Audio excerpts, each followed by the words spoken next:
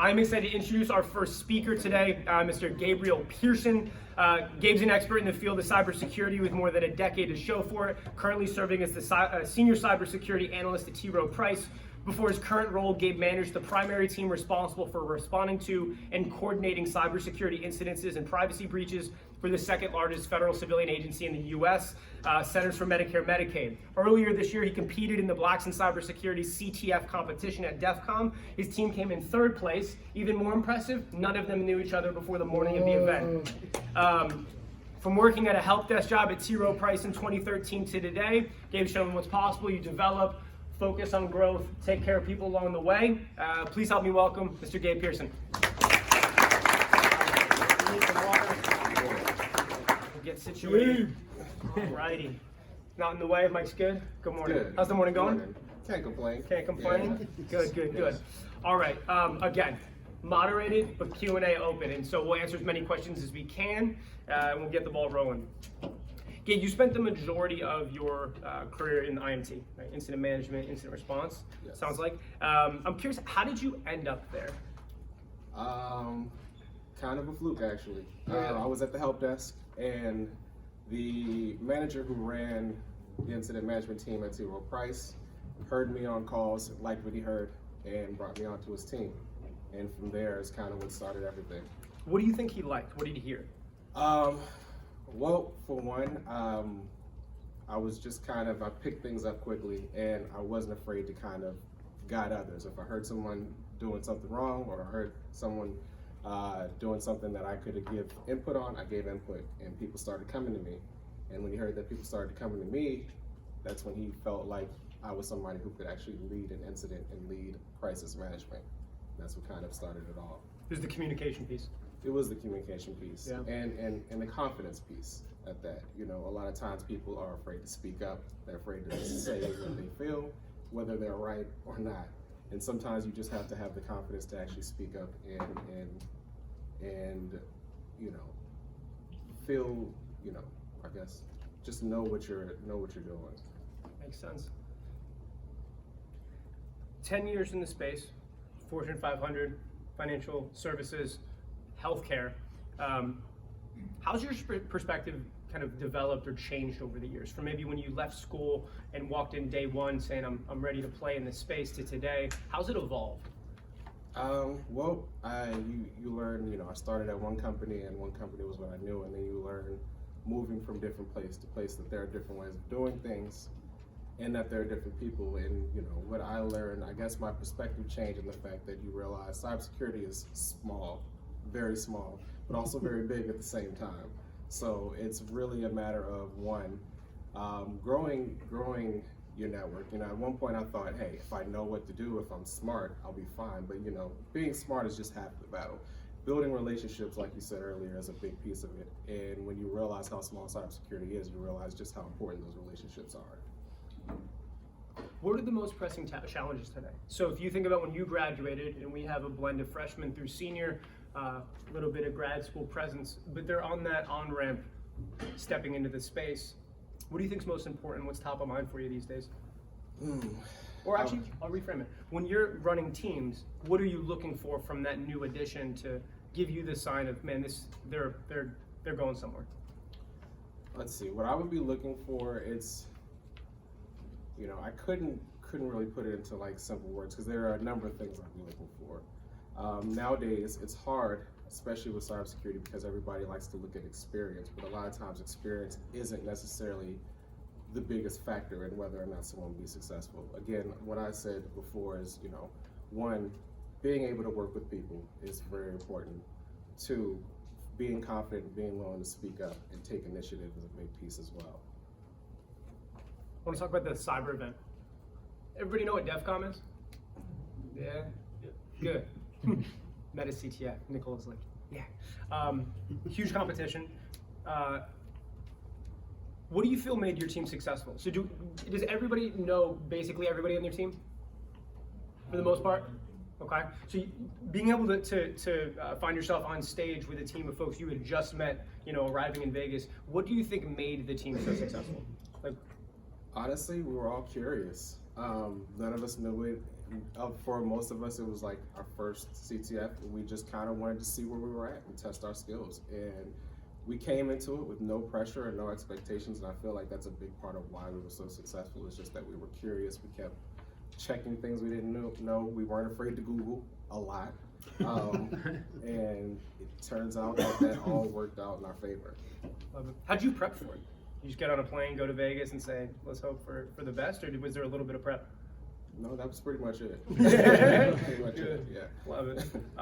If you were to switch seats with somebody in this room, you've had an incredible ramp, right? I mean, but when you think back about those first couple years after college, is there anything you would look back and say, I wish I did this or that in order to maybe optimize where you are, or shift, or maybe learn something faster, or experience something earlier? Like, what are those first few years? Is there something you wish you placed in that part of your life? Well, to be honest, if I was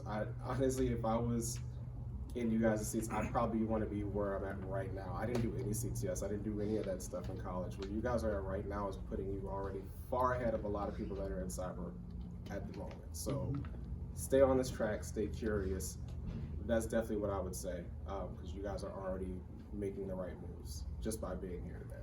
Very cool. Was there anything you wanted, before I open it up to questions, give you guys a couple minutes, anything you wanted to share that was top of mind today as you think through? I know, giving you a new question, we didn't go through it. I mean, funny enough, that was mainly what I wanted to say, was just right here. I was just telling a few people in the back, I was like, man, part of me wishes I could walk around and, get tips from you guys, because you guys probably know more than I do at this point. So, really stay curious. Experience is still kind of king in the cybersecurity world. So if you're not doing internships, I suggest you start doing internships as soon as humanly possible, just to get that experience up. And that's really the biggest thing I could share. Perfectly said. Questions for Gabe? Yes. And also, if you could just name and school would be fantastic. My name's Charlie, and I go to Penn State York. How many times were you in the field working on a problem and you just couldn't figure it out? Every day. Every day. I mean, the thing is one thing I learned about cyber too is that a lot of times you watch shows, you see movies, and it looks fun and it looks cool, and a lot of it is frustration and pain and banging your head against the wall over and over and over again. What we really do it for is for that, finally, that gotcha moment, that aha moment when you've done it and you're like, that feeling, you can't beat it. So you've got to stay persistent. I always run into problems and I can't, I can't solve it. I think I can't solve it. And then I stay persistent and eventually it clicks. So, you're going to have a lot more of those moments. So just get used to them. Thank you. Sure. What other questions do we have? Great question. Yes. My name is Rowe. I'm from Capital Tech. How rewarding and satisfying would you say your career has been in your life? Extremely. Had you spoken to me, 10 years ago, I have no clue I'd be where I was at today. No clue. I could say that, I went from, essentially handling incidents for a top investments company to then handling incidents for one of the largest civilian government organizations in the country. I mean, you really can't top those feelings, that feeling of reward, that feeling of satisfaction that you get from being able to operate at such a high level. Any other questions? Yes. So my name's Noah. I'm from George Mason University. I just want to ask you, a lot of experience, or a lot of years of experience, a lot of experience doing CTS. What skill has been the most helpful for you throughout these years, just as far as doing cybersecurity? I say this, and I'm not exaggerating, Google. Googling has been an amazing skill. And I say that because there's so much to learn in tech. You can get out here and you can say, all right, I can pen test with the best of them. But then you might do a CTF where now you have to do some blue team work.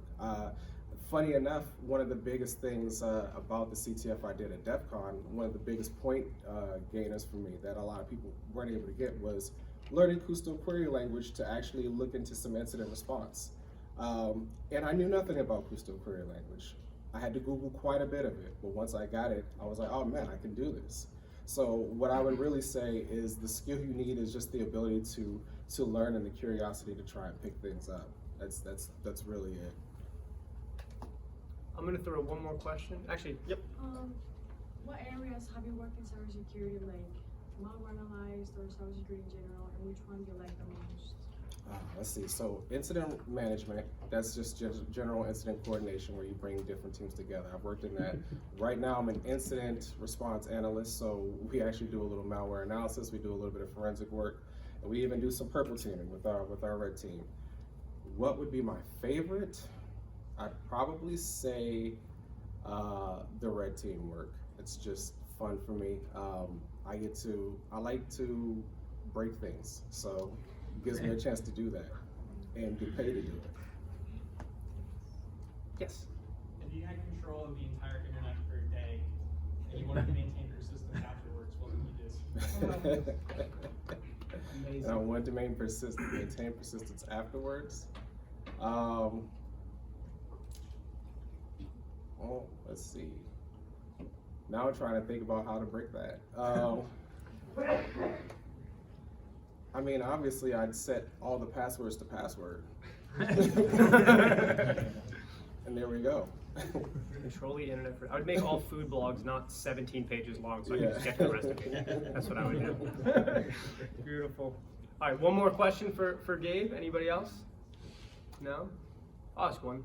Ideally, what we do creates a better life, right? It's not that we work and then make room for life. It's all something that feeds each other. How's cyber and the skill set and the mindset, how's it made and impacted the other things? So obviously we know each other a little bit. You're in Muay Thai. Like, how has it helped feed the other interests and hobbies and things that you're participating in? Or has there not been any impact? Well, there has been an impact. Obviously, my career, I've been, been fortunate enough to be able to pursue other avenues. I would say also with cyber, the ability to, or really just the constant mental stimulation, really emphasizes the importance of downtime and relaxation. So that I would say there's always some give and take. There's always some impact in one way or another. Beautiful. Thank you for joining us. Enjoy the rest of your weekend. Gabe Pearson.